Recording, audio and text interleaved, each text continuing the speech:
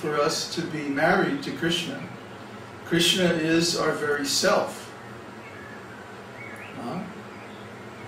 So if we want to be married to Kṛṣṇa, that means we have to become one of the queens of Dwarka. That's not an easy thing. We can't claim to be married to Kṛṣṇa, especially if we're here in the material world, because the very fact of our being here means that we're a rascal. So, because we're a rascal, because like you say, we're cheating on Kṛṣṇa. We're coming to this material world, we're trying to enjoy ourselves. We're working, we're doing all kinds of activities so that we can enjoy, so that we can be benefited. Even our so-called spiritual life is actually just for our own benefit. Oh, I want to stop my suffering, or I want to get a better situation in life, better conditions, or whatever. So even our so-called spiritual or religious activities are actually for our own benefit, not for anybody else. But this is called conditioned consciousness. Conditioned consciousness means I take this body and this mind, and then whatever resources I can get from the material world, and then I make some plan with my intelligence to use all this to benefit myself. But this is called Maya, illusion, because actually by such a plan we're not benefiting ourselves at all. We're simply creating karma. And karma, of course, leads to more material activities. Even if our karma is of the mode of goodness, still we have to take a material body again to experience the results of our activities. Whether they're in the mode of goodness, passion, or ignorance. It doesn't matter. The fact that we are working for our own personal benefit, and that the intention behind our actions is that I will be better, that means automatically material consciousness. Automatically. Even if we're saying, oh, I want to benefit myself spiritually, I want to advance spiritually. There are 4 areas of self-benefit. And these are called dharma, artha, kama, and moksha. Dharma means performing religious activities to get pious results in the future. Artha means economic development, to get material results. Of course, kama means sense enjoyment. And moksha means liberation. Everyone is suffering in this material world, so they try to get some liberation, to get free from that suffering. But all these 4 principles, even though they are supported by Vedic texts, at least part of the Vedas, are actually for our own personal enjoyment. We're using the resources of God for our own benefit. And because of that, we have to accept karma. It's just like if you go down to your neighbor's house and you steal something and you use it for your own benefit, you have to pay some penalty. You're going to get caught, then you're going to be punished, maybe you have to pay restitution, and so on and so forth. So when we steal the property of God and we use it for our own benefit, we have to pay. And that payment is called karma. These are unintended consequences of our actions. Our intention is, I just want to do some work and then enjoy the result. But the unintended part is that, let's say let's say we get some milk from the neighbors, like we did today. And then we cook it up and we drink it. But if we don't offer it to Kṛṣṇa, what happens is we have to take the karma. If anything happens to that cow, or if that cow suffers,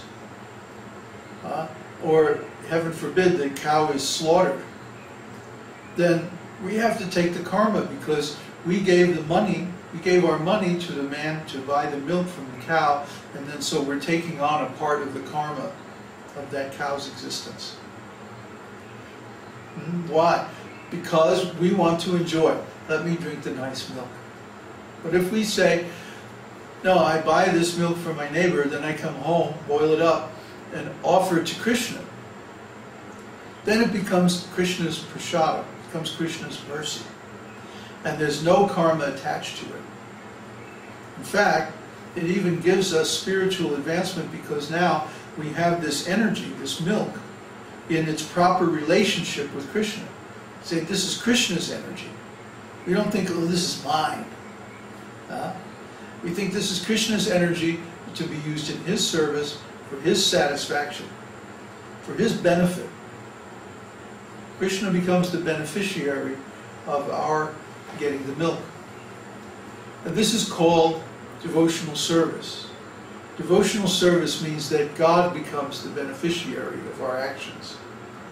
The beneficiary simply means one who gets the benefit. We don't try to keep the benefit for ourselves. We offer the benefit to Kṛṣṇa and let him enjoy it. Then if he wants to share the remnants with us, that's very nice. But we're not attached to that.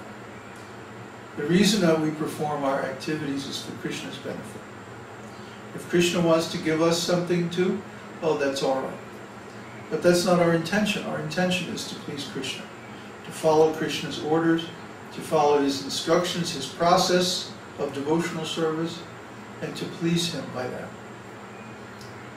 And we find that Kṛṣṇa is not jealous. Kṛṣṇa is not a miser. Kṛṣṇa, no problem sharing. He has no problem sharing his resources with us, as long as we use them primarily for his service. Now that's the problem. The whole culture, the whole Western civilization is set up in such a way that we have to give our resources to outsiders. We have to go down to the store and buy things. We have to rent or buy a place to live and give all this money to outsiders. We can't just get a piece of land and build a house on it and be peaceful and be left alone. No, because there's taxes and there's utilities and there's all kinds of expenses that we have to pay out to outsiders, non-devotees. So that makes it very difficult to perform devotional service, because we're always supporting all these non-devotional activities with our money, with our resources. That means we have to use the results of those services we buy exclusively for Kṛṣṇa.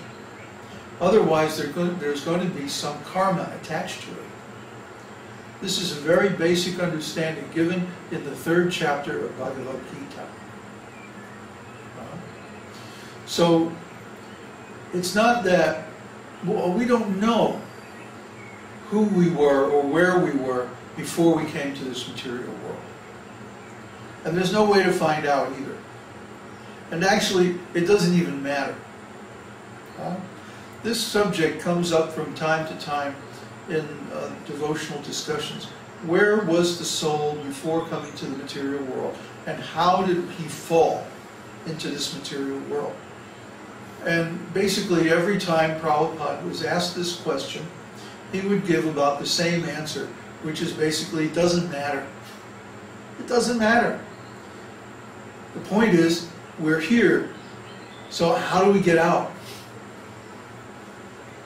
See? How we got here doesn't matter, because if we get into all of that, then we'll start comparing, oh, you fell down from Vaikuntha, but I fell down from Goloka, you know, or something. Well, look, it's like there's 2 criminals in jail, you know, and they start comparing, well, I stole a car, what did you do? Oh, I robbed a bank. What did you do? Oh, I killed 3 people. You know, and the one who's the baddest, you know, then you know, he gets everybody's snacks or something. So You know, that's how people in jail behave, criminals. So I guess, you know, we still have this criminal mentality, you know. Oh yeah, how did you get to the material world, you know? What did you do? What did you do that was so bad you got thrown into the material world? Well, it doesn't matter. The point is, we're here, we have to get out. And that process is given, of course, in the Vedic scriptures. So the point is, we have to perform the process. And to do that, we need a spiritual master. Kṛṣṇa says, if you want to know the truth, you have to approach a spiritual master and render service and inquiries. That's why the Upanishads say, Upanishad means upa, come close,